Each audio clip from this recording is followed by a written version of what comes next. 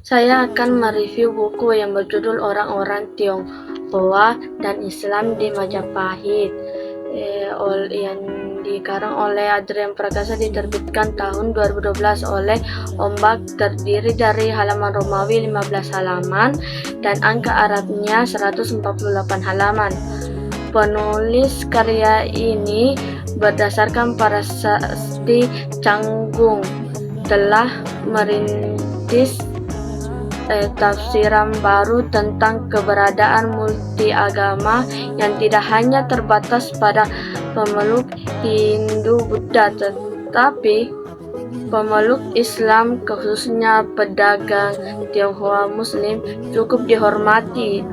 Di pusat imperium yang terkenal itu, sekalipun Empu Prapanca dalam karya tulisnya tidak merekam keberadaan mereka,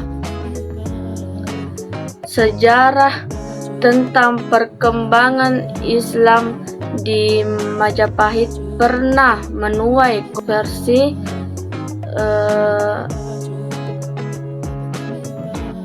para sejarawan mengungkap bahwa Islam masuk ke Indonesia di bawah orang Arab lewat jalur perdagangan.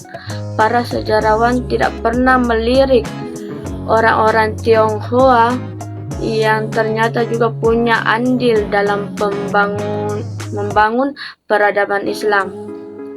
Teori tentang kehadiran dan peranan Muslim Cina dalam Islamisasi di tempat tertentu di Nusantara seperti di Sriwijaya pernah menjadi kontroversi panas.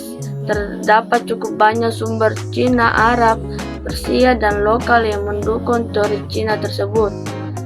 Karya Adrian Prakasa ini tentang orang-orang Tionghoa dan Majapahit pastilah dapat memberikan dan menjadi bahan penting untuk menjernihkan kontroversi tadi.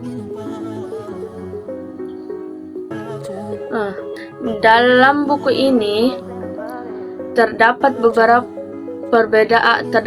perbedaan antara sistem pemerintahan Prabu Hayam Wuruk dengan raja-raja Majapahit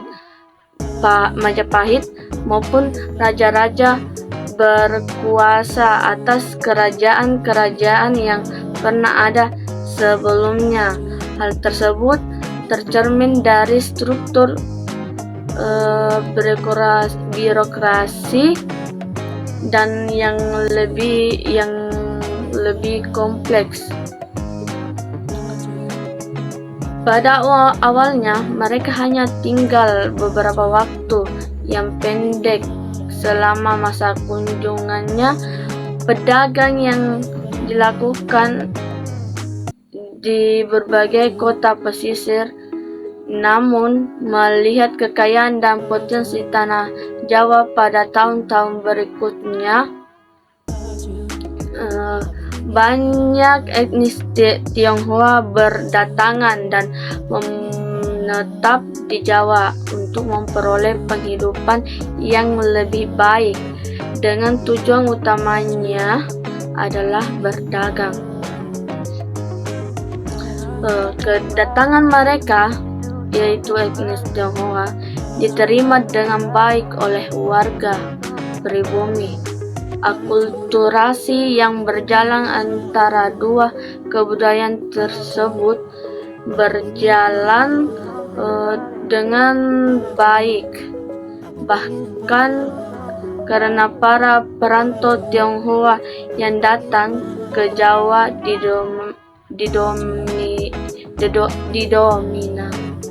didominasi oleh kaum laki-laki. Orang-orang Tionghoa ini kemudian menikah dengan wanita-wanita pribumi. Banyak di antara anak-anak mereka ini memeluk agama Islam, dan banyak di antara mereka ini yang menikah dengan anak-anak wanita dari keluarga kerajaan. Hal inilah yang menjadi salah satu jalan penyebaran agama Islam di Nusantara oleh orang-orang Tionghoa. Ada juga kedekatan orang-orang Tionghoa dengan kerajaan-kerajaan yang berkuasa pada saat itu, di antaranya Majapahit abad pada masa kekuasaan Hayam Wuruk, memberikan banyak keuntungan. Di antaranya muncul berbagai perilaku istimewa terhadap orang asing dengan memberikan kedudukan setara dengan pejabat dan memberikan wewenang kepada orang-orang asing di antara orang-orang Tionghoa.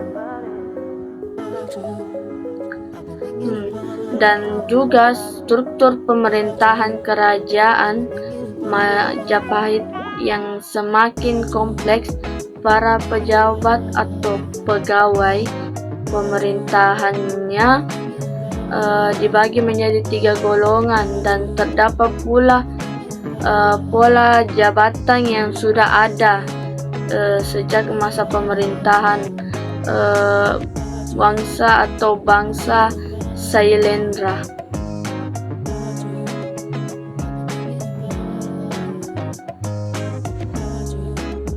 Ada buku yang bisa menjadi referensi yang berkaitan dengan buku ini, yaitu buku yang berjudul Sejarah Nasional Indonesia Jilid 3, yang menjelaskan bahwa keberadaan Nisa Mahkam itu mungkin merupakan bukti konkret kedatangan Islam di Jawa. Dan bisa juga Anda membaca buku Masa Akhir Majapahit, Girindrawadana, dan Masalahnya.